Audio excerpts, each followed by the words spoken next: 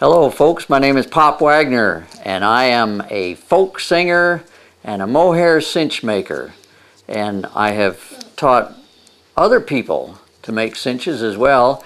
And the thing I've noticed in these classes, there is one technique that seems to be evasive, so I'm going to go over that technique in detail and leave it here on YouTube so you can refer back to it anytime you need to do so. This is the technique we use for starting and for turning around your 2-ply yarn when you're making either a bar or a diamond. So listen close, here you go. Outside strand is going to go across toward the middle, and the inside strand is going to go wrapping around it and making an X. See how that makes an X on top. Now, one problem of doing it that way is if you're not holding it and you pull this tight, that X will roll around and cross on the back, and in that position the horse will feel it, and you don't want that. You want a nice smooth side by side. You want the two strands to lie side by side so the horse doesn't feel it, a little lump from the crossover. And one way I've figured out how to make it stay on the top is to do it like this. Instead of going straight here, I'm going to leave a little slack. I'll hold that in place with my thumb. Now I'm going to wrap around, and I'm going to pull this good and tight. Once that's tight, I'll pull the slack out of here. The X is on top, and I'm going to right away take the next stitch, and I'm going to hold the strand in place while I do it. The outside strand is going to go under the next strand. The outside strand of 2-ply is going to go under the next strand of 8-ply. Now I'm going to let that hang down, grab the next strand of 8-ply, and do the same thing. It's going to go around and continue in that same way all the way across. You'll notice that each time I take a new step, I'll grab the next 8-ply strand, and I'm going to let the leading strand hang down and the trailing strand go over and around. Pick up the next strand of 8-ply, over and around. By doing it this way, it actually twists around itself each time you do this. If you should happen to put it up like that and take it around, it won't twist around itself, and it'll start to come apart. So it's very important to have that leading strand down when you take the next stitch. Now you'll remember I said you use the same move to start or to turn around.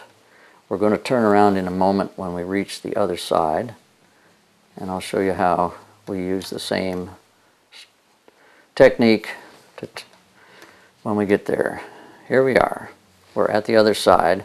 Now I want to turn around and go back this way. So remember, to start we take the outside strand, bring it across, and leave a little slack, and I'm going to hold it in place with my thumb. Now, I'll wrap the other strand around, this 2-ply strand, around the 8-ply. Pull that good and tight. And then I'll take the slack out. Now remember that now we're going that way, so this is the leading strand, this is the trailing strand. And we'll do the same thing going back. Each time making sure the leading strand is down, out of the way, to make sure it twists. Now up until this point I've had to hold everything together. Now that I've gone clear across and turned back, it will kind of stay in place as I do the rest of this 3-row bar.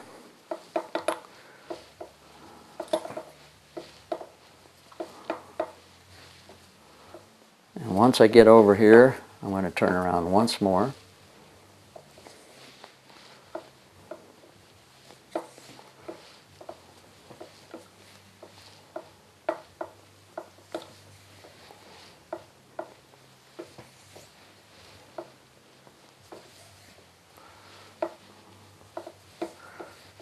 Now we've reached the outside, we're ready to turn around again. Once again, I will take the outside strand, bring it across, leave a little loop there.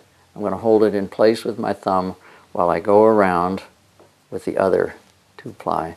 Bring that pretty tight and bring it down. Take the slack out and immediately take the next stitch. And then we're ready to go back across one more time, completing the 3rd row of the 3-row bar.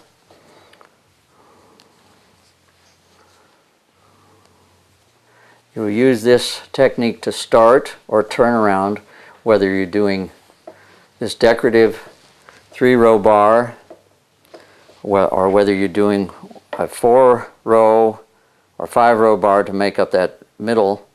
And that's not just decorative, that is actually functional because it holds the D-rings in place. You use the same technique to start or finish any of those bars, start or finish or turn around doing a diamond as well. It's all the same technique, whether you're starting or turning around at the end of a row.